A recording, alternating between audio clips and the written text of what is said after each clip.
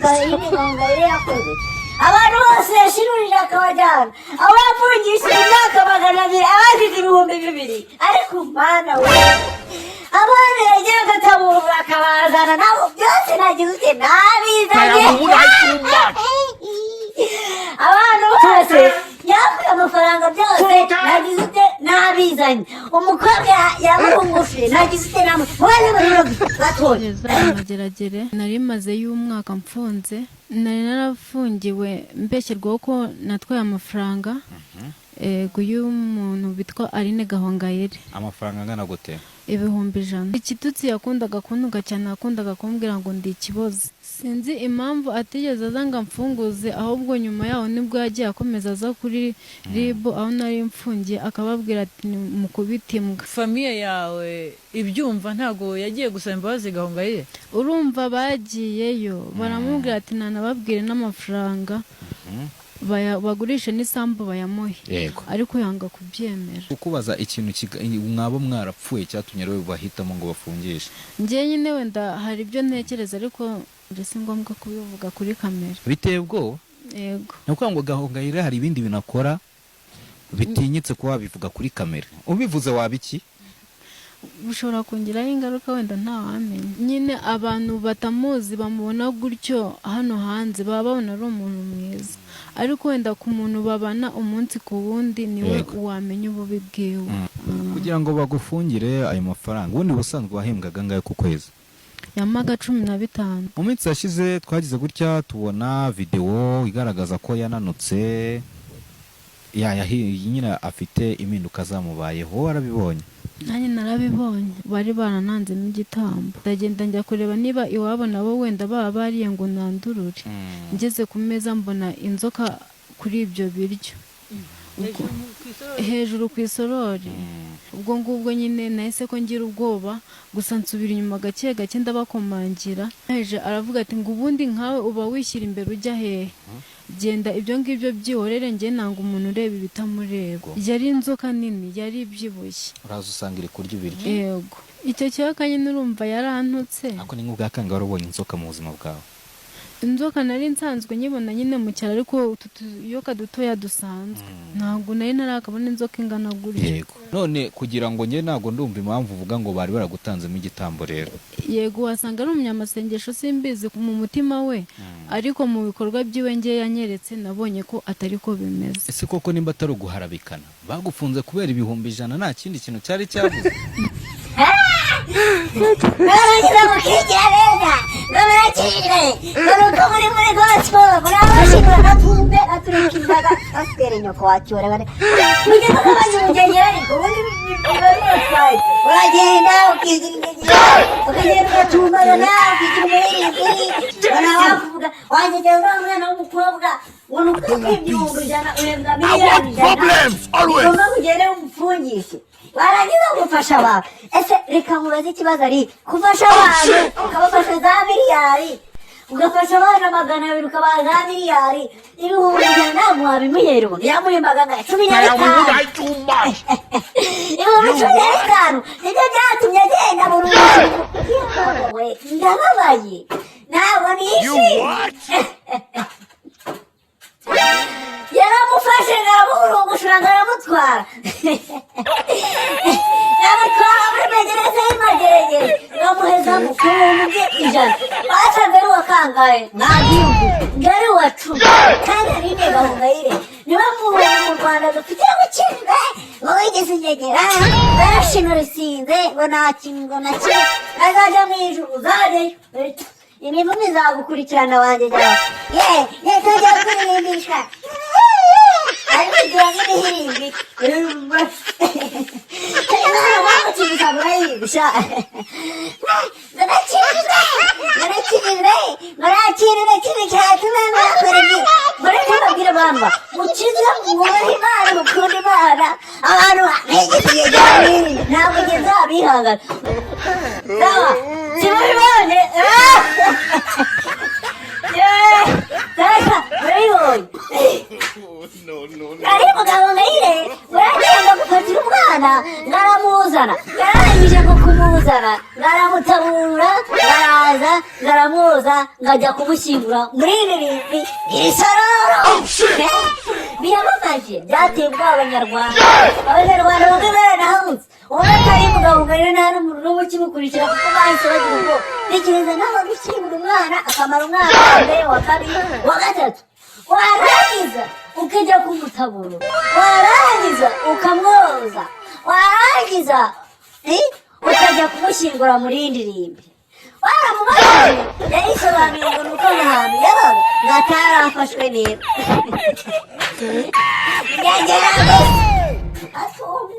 none yabaga ntabwo yarafashwe neza yari yarahirimbiye ngo yari ikiwerewe abantu kubigegera ngo bashaka kubanegera we hariho impuzahamwe banegera we icara kizima cyatumaga bajya kwiba uwo murambo wawe w'agatumbaho yarangiza wanakijijwe nabyo hari impamvu undi mukobwa nawe yatubwiye ukuntu yagiye kwanduranaga reka mubwire wa mukobwa niba uri gusebya undi mwana abantu bakaba baramunagiza ngo mushinura reka nkubwize ukuri urigegera nawe ariko narababwiye ngo nta muntu n'umwe ujya agira ute yasiga inyuma ngegera gusa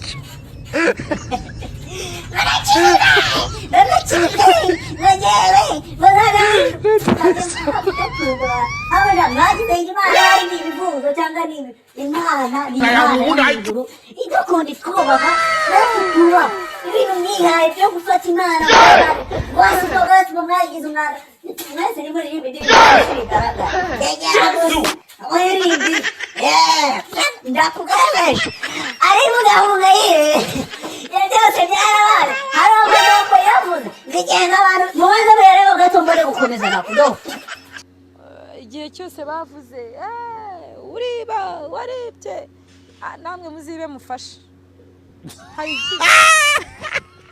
hari ikibazo ariko bavugana waduha ibisambo byoba bigafasha byibuze basi mwibe mufashe erega bazi ntibavuga ahubwo abatazi nibo bavuga ntago rero nzarwana n'umuntu utafite icyazi ngo ari kuvuga ariko uzi ntavuga ari harashima kandi si ngombwa ngo ashime yamuremye rero no kuvuga ngo abo bose ntago uburana nabo urabihorera kavuga noneho nibe nuri yariba agafasha ariko wowe uriba ukihisha urakiba mufasha ngenda abantu bibye ngo kukigo badafashwe w'ibyo wangegera abantu bose kwireberanya ufasha abantu babesha ntacyo abanyarwanda nafashe muri harumva ari ikintu bamutazi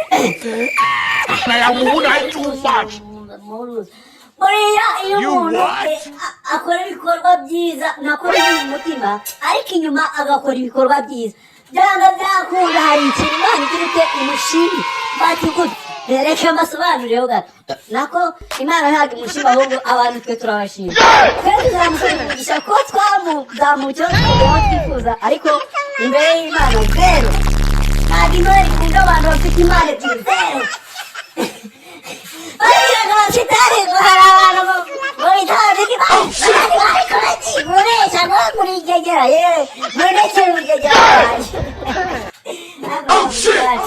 rero abo ngayire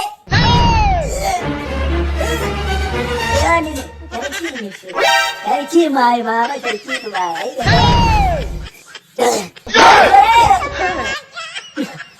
ariko gahunga yire ni uku yagaragaye nako niko yigaragaye sitwe twakubonye